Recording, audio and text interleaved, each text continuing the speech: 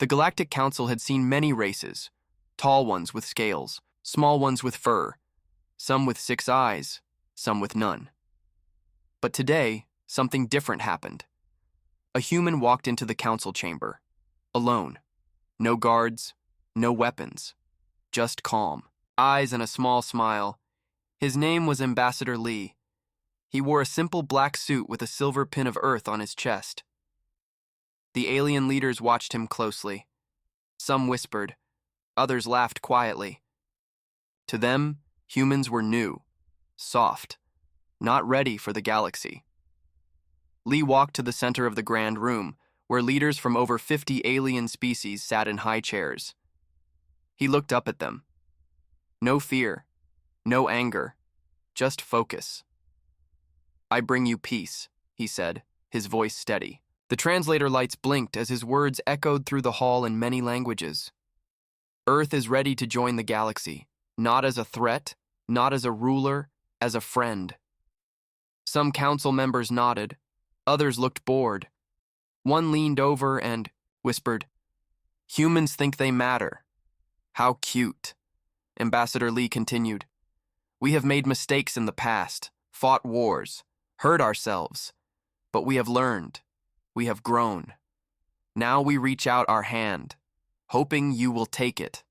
The room was quiet, too quiet. A tall alien with 4 arms, Counselor Draxel, stood up.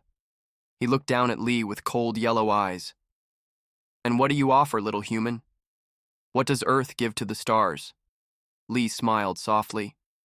"We offer our voice, our stories, our strength, our friendship, and our promise.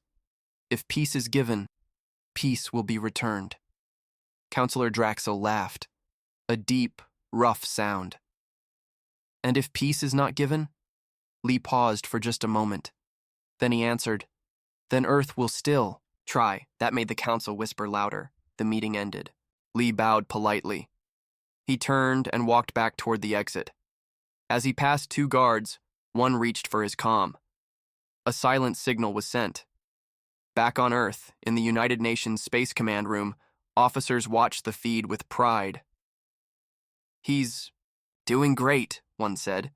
"Best speaker we've ever had." Then the screen flickered. "Wait, what was that?" a technician asked. The feed showed static for a second, then a flash of light. Then, nothing. The screen went black. Everyone stared, confused, worried. "Try to get it back," someone shouted. They tried, again and again. No signal, no sound, no trace. The room filled with quiet panic. Someone called the Galactic Council. No reply. Someone sent a fast message drone. It was stopped halfway and returned, with no message. Earth's leaders gathered that night. The president of Earth, a woman named Hannah Miles, looked around the war room. "Is it an accident?" she asked. No one answered. "Do we have proof?" she asked again. A general cleared his throat. "Only this." He played the last second of the video. Ambassador Lee turning his head, and then a shadow behind him. That was enough. President Miles stood. "Prepare the fleet," she said. Silence fell over the room. "Madam President," one officer asked, "are we sure?" She looked at the black screen again. Her voice was cold and sharp. "They took our voice. We send the storm." In deep space, hidden stations lit up. Warships powered on. Commanders received a single order. Find him. Bring him home. Or bring fire. The galaxy had taken a diplomat. Humanity was sending a fleet. And this time, they wouldn't speak first. Space was quiet. Too quiet. After the diplomat disappeared, Earth waited. 1 day, 2 days, a full week. Still no word. The Galactic Council didn't respond. No message, no apology, no body, nothing. Back on Earth, people watched the news with worry. Some hoped it was a mistake. Maybe the diplomat's ship broke down. Maybe the council was just slow. But deep inside, everyone felt something was wrong. The president of Earth didn't wait anymore. She stood in the center of the global command room. Lights blinked across a giant map of the galaxy. Fleet officers stood ready. Engineers, commanders, and AI advisors all waited for her words. She spoke only three. Send the fleet. Around Earth, giant hangars opened. Hidden bases under oceans, inside mountains, and on the moon came to life. Ships rose from the clouds, slow and silent. These were not small ships. These were war machines, dreadnoughts, stealth cruisers, and carriers the size of cities. No music played. No words were broadcast. Only movement. Clean, cold, focused, alien. Traders near Earth saw the ships and panicked. They left fast, sending messages back to the Galactic Council. The humans are moving. All of them. In council space, the leaders finally reacted, but not with guilt. They sent out lies. There was a mistake in communication, they said. The human diplomat left early. There was a system error, but none of it sounded true. Because they never showed his face again. Not even once. The council knew what they had done. They had taken a human. And now they were afraid. In a distant star system, a scout ship from a peaceful race picked up strange signals. At first, it looked like a meteor shower. Then they zoomed in. Ships. Hundreds of them. Dark, fast, quiet. Human ships. The scout, Captain whispered. That's not a rescue, that's a message. Meanwhile, inside one of the human flagships, Admiral Sarah Vance stood on the command deck. Her face was calm, but her eyes were sharp. Around her, officers worked quickly. She looked at the star chart and pointed to a red zone. That's where he disappeared, she said. A young officer asked, "Should we wait for contact from the council?" "No," she replied. "We don't wait. We find the truth ourselves." The fleet split into groups. Some went to talk to smaller alien governments. Some searched for hidden stations. Others flew straight to council space, close to forbidden zones. Aliens across the galaxy began to whisper. Did the humans finally break? Are they invading? No. They're looking for someone. Someone important. Back at the Galactic Council, fear was growing. Counselor Draxel slammed his fists on the table. Why didn't we end the transmission sooner? He shouted. They saw too much. Another member with blue skin and shaking hands asked, What if they don't find him? Draxel looked around. Then they'll burn everything. One council assistant tried to speak up. We could tell the truth. We could give them what they want. Everyone stared at him like he was mad. Telling the truth meant admitting they hurt a peaceful man. A man who brought only words, and now Earth brought ships. On a mining moon near the council's edge, workers looked up as shadows covered the sun. One giant human ship blocked the sky. A voice came through every speaker on the planet. We are here for our diplomat. Help us, and you will be safe. Lie to us, and you will regret it. The workers didn't speak. They simply pointed to the stars where the diplomat had last been seen. In another system, a pirate gang who once laughed at humans was now silent. Their leader had captured a message drone from Earth. It wasn't coded. It didn't beg. It only said, He spoke for us. Now we speak with power. Everywhere the fleet went, they didn't attack unless fired upon. They searched, questioned, moved like a storm that didn't need thunder. But even without sound, the message was clear. You took one of us. We are coming, and we are not afraid of you. The Xyrix warlord sat on his throne of bones, laughing. His sharp teeth glowed under red lights. Around him, his soldiers shouted and drank. Humans? He said, grinning. They send ships, but they won't fight. They're soft. They're weak. They think words can win wars. His fleet had been hired by the Galactic Council to block the humans. Not to fight them, just to scare them. But Warlord Krall had other plans. He loved battle, and he wanted to teach humans a lesson. His fleet of 60 ships waited in a narrow space lane between stars. It was the only fast path into Council territory. The perfect spot for an ambush, but the humans already knew. They didn't charge in. They didn't talk first. Instead, they turned off their lights. They moved in the dark, silent, invisible. Human ships crept through asteroid fields, hid behind moons, and watched. Then, without warning, the first strike came. One Xyrix ship exploded, torn in half before its alarm even rang. Then another. Then 5 more. The warlord stood, eyes wide. "Where are they?" he shouted. "I see nothing." Human stealth drones cut through Xyrix defenses like knives. Their weapons didn't glow. Their engines made no sound. They moved like ghosts and killed like fire. Warlord Crawl screamed orders. "Fight back! Fire everything!" Lasers shot in every direction, but there was no target. The humans were everywhere and nowhere. Within minutes, half the Xyrix fleet was gone. On board the human dreadnought Vigilance, Admiral Sarah Vance stood calm. "Report," she said. "Enemy fleet at 50% strength. No casualties on our side," her officer replied. "Continue," she said. The rest of the Xyrix ships tried to escape. Some turned back, others tried to hide. It didn't matter. The humans chased them like hunters. One Xyrix captain begged for mercy over comms. "Please, we didn't know. We were just paid to block the path," Admiral Vance answered with only one sentence. "Then you should have said no." When it was over, nothing was left, not even debris. Human drones cleaned the battlefield. They didn't want a message. They wanted silence. Word spread fast. Across the galaxy, aliens stared at news screens. For years, they had called humans primitive.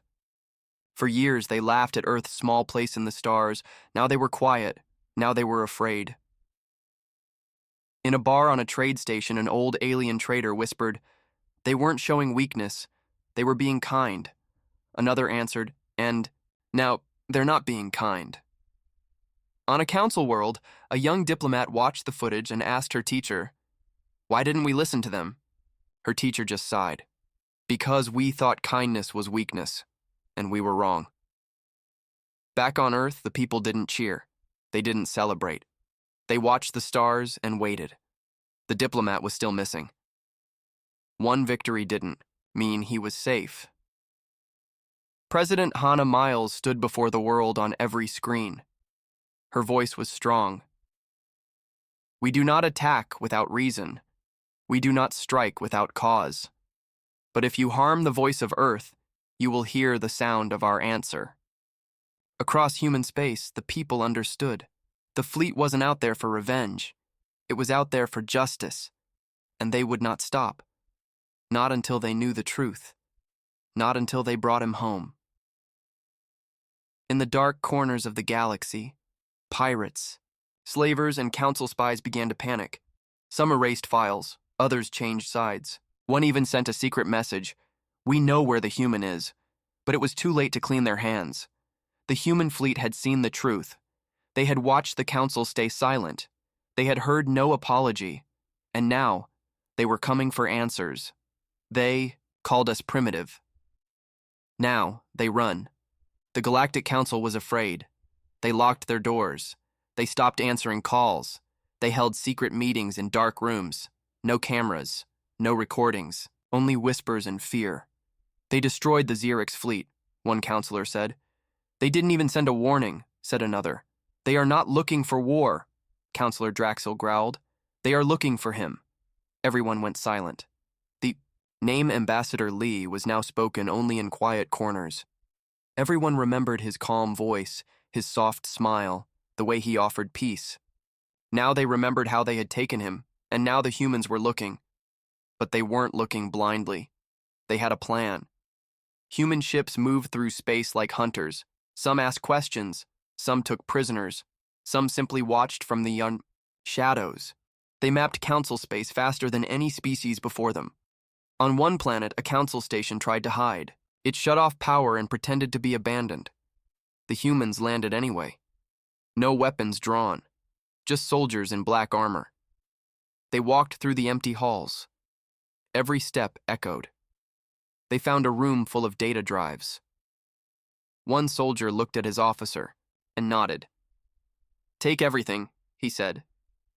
Back on the flagship Vigilance, Admiral Vance watched the data on a giant screen. "Here," one AI said, a record of a prisoner matching Lee's DNA. Location? She asked. Unknown. But this proves they had him. Vance turned to her officers. Send this to Earth. The Council can't hide forever. News spread like fire. Alien media played the message again and again. The humans are not here to conquer. They are here to find the one we took. Some alien races started to feel shame. Others felt fear. A few even started helping. Quietly. Secretly. On a jungle moon, a small alien tribe signaled a human scout ship. They offered food, maps, and a whisper. We saw a ship take him. It flew toward the dark zone. The dark zone. A part of space. Where no laws mattered. Pirates, slavers, and worse lived there. Even the Council didn't go near it, but the humans didn't hesitate. While the Council stayed silent, Earth hunted. One Council member, an old female with silver skin, spoke in a secret meeting. We must give him back, or give them the truth. They will destroy us, said Draxil. They will destroy us if we lie, she replied, but the Council still refused to act.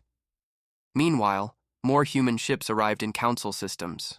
They didn't attack civilians. They didn't bomb cities. They simply landed and asked one question. Where is our diplomat? On one world, a young alien student saw the human soldiers in the streets. She was scared at first, but they gave food to the children, helped fix broken machines, protected the weak. She asked one soldier, "Why are you here?" He looked at her and said, "We're not here to rule. We're here to bring someone home." The Council watched all of this and panicked. They tried to delete files, erase records, pay off witnesses, but it was too late. On one of the stolen data drives, the humans found a video.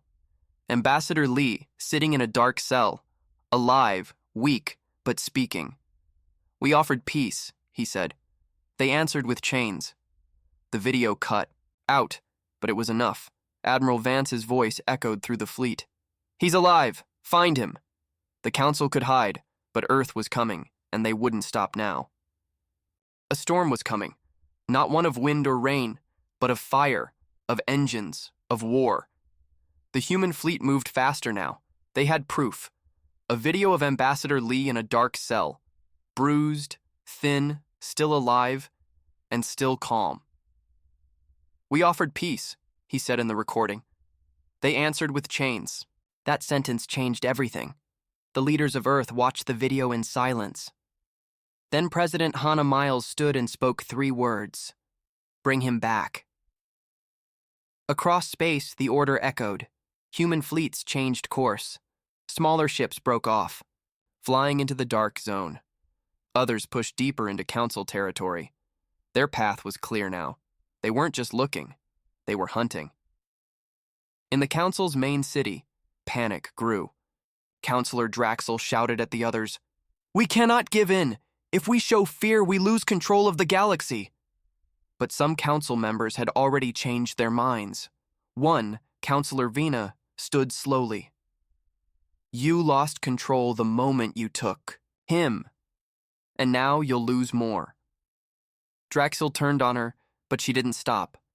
"The humans are not weak. They gave us a chance, and we threw it away." That same day, Vina secretly sent a location to Earth. A deep space prison hidden behind. A dead moon, no name, no signal. No guards listed in any record. Just one prisoner. The message reached Admiral Vance aboard the Vigilance. She gave the order. A small strike force, fast and quiet, was sent to the prison moon. No big ships, no lights, just a single stealth cruiser and a rescue team. They arrived in silence. The prison was old, cold, forgotten by most of the galaxy, but not by the humans. Not now. They entered through the lower hatch. The air was stale. The halls were silent. Then a sound, coughing. The team found him in a locked room, shackled, weak, but alive. Ambassador Lee looked up as the door opened. When he saw the human flag on their armor, his eyes filled with tears. "You came," he whispered. "Always," the soldier said. They lifted him up and carried him out. No shots fired, no alarms, just one clean, perfect rescue. But Earth wasn't finished. As the rescue team escaped, Admiral Vance prepared a message for the entire galaxy. The humans sent it out wide. To every station, every planet, every screen, it showed Ambassador Lee sitting in a medical chair, wrapped in a warm blanket. His voice was soft, but clear. I came to offer peace. They took me, beat me, tried to silence me. But Earth did not forget me. Then the screen showed human fleets moving like waves across space. Lee continued, "You took a diplomat. You made him a hostage. But you didn't understand one thing." He looked into the camera. "We protect our own." The message ended, and the galaxy changed. Suddenly, small worlds who once feared the Council turned toward Earth. Alien races that had never trusted humans began sending messages of support. One said, "We saw what they did. We will never forget it." Another said, "Earth kept its promise. You protect your people. We want to stand beside you." Even some council guards abandoned their posts. They sent data, maps, names. The council tried to hide again, but it was useless. Their lies were burning. On a hidden channel, Councillor Draxel sent one final order. "Prepare the defense fleet. If they come for us, and we fight." But deep inside, he already knew. They weren't ready. They never were. Because they thought Earth was soft. They thought peace meant weakness. Now they knew better. Earth had offered peace. They took a hostage, and now Earth was sending justice. The galaxy was watching. After the rescue of Ambassador Lee, everything changed. His face was everywhere. His words echoed across systems, through stations, into the darkest corners of space. We protect our own. The Council tried to push their own message, lies and excuses, but no one believed them now. The truth was too loud, too clear. They had taken a peaceful man, locked him away, and said nothing while Earth begged for answers. Now, Earth was done asking. The humans weren't shouting. They didn't need to. Their actions spoke louder than any threat. Fleets moved with purpose. Cities welcomed them. Stations opened their ports without a word. Fear didn't follow the humans. Respect did, and the Council listened from behind closed doors. Inside the High Council chamber, Councillor Draxel paced like a caged beast. His claws tapped against the marble floor. "They'll strike us next," he said. "They're coming here." No one disagreed. Councillor Vina stood at the large window, watching human ships gather beyond the stars. "They won't come in anger," she said softly. "They'll come in strength, and they'll speak clearly." "And what will they say?" Draxel asked. Vina looked at him. "The truth." That day, Earth sent a final message to the Council. Was not a threat. It was a meeting request. A neutral location was chosen. Station Haven, a once-abandoned trade post at the edge of Council space. Now repaired and powered by human tech. Clean. Simple. Neutral. Ambassador Lee would speak again. He arrived with no guards, no armor, only his voice. Council ships circled the station, weapons ready but not raised. They feared a trap, but none came. Inside, the room was quiet, Council members on one side. Lee stood alone on the other. He looked tired but not weak. His voice was steady. "You locked me away," he said, "not because I threatened you, but because I made you feel small, because I offered peace while you held power." The Council said nothing. Lee continued, "But humanity is not small, and we do not bow to fear." He stepped forward. "We came with words. You responded with silence. Now, you will listen." Outside the station, dozens of human ships waited. They didn't fire. They didn't move. They simply watched. Proof of patience. Proof of control. Lee took a breath. "We are not here to conquer you. We are not here to destroy you. We are here to show you who we are. He looked each council member in the eye. When you took me, Earth did not rage. Earth remembered, and it returned for me, not with screams, with strength, not with chaos, with unity. He paused, then spoke the final words. Now, you'll hear humanity speak. And the galaxy heard. One by one, systems across the stars began to shift. Independent worlds sent ambassadors to Earth. Old enemies called for new talks. Even former allies of the Council turned away from them. The balance of power had changed, because when Earth spoke, it didn't use fear, it didn't use fire, it used loyalty, justice, and truth. For the first time in 1,000 years, the Council was silent, and humanity had the floor. Silence filled the chamber. Ambassador Lee's words still echoed in the minds of every council member. Now you'll hear humanity speak, and humanity had spoken, with calm strength, not with rage, with unity, not with war. The council, once proud and feared, now sat quiet, exposed before the galaxy. The people across the stars had seen the truth. They had seen Earth protect its own. Not through violence, but through loyalty, purpose, and unstoppable resolve. That truth rang louder than any fleet. After the meeting on Station Haven, something strange happened. The council didn't argue. They didn't fight back. They simply listened. Ambassador Lee returned to Earth, welcomed as a hero, but he did not celebrate. "This is not a victory," he said. "This is a reminder that peace is not weakness, and silence is not surrender." Earth didn't ask for power. They didn't demand punishment. All they asked was simple: tell the truth, do better. And that request hit harder than any weapon. Counselor Vina stepped forward days later, speaking for the first time without fear of Draxel's glare. "We failed," she said on a live broadcast. "We betrayed the trust of our people and the galaxy, but Earth has shown us a better way." Even some of the Council's strongest allies began to change sides. Trade unions realigned with Earth. Diplomatic channels reopened, and systems that once feared humanity now welcomed them as leaders of something new, something honest, something strong. Not an empire, not a rule of fear, but a voice. One that spoke for those who were ignored for too long, and yet not everyone wanted peace. In the shadows, Draxel planned one final move. A secret weapon stored in the asteroid belt, enough firepower to destroy Earth's flagship Vigilance in one strike. He wanted to spark fear again, to remind the stars who was in control. But Earth wasn't blind. Their intelligence found the weapon before it fired.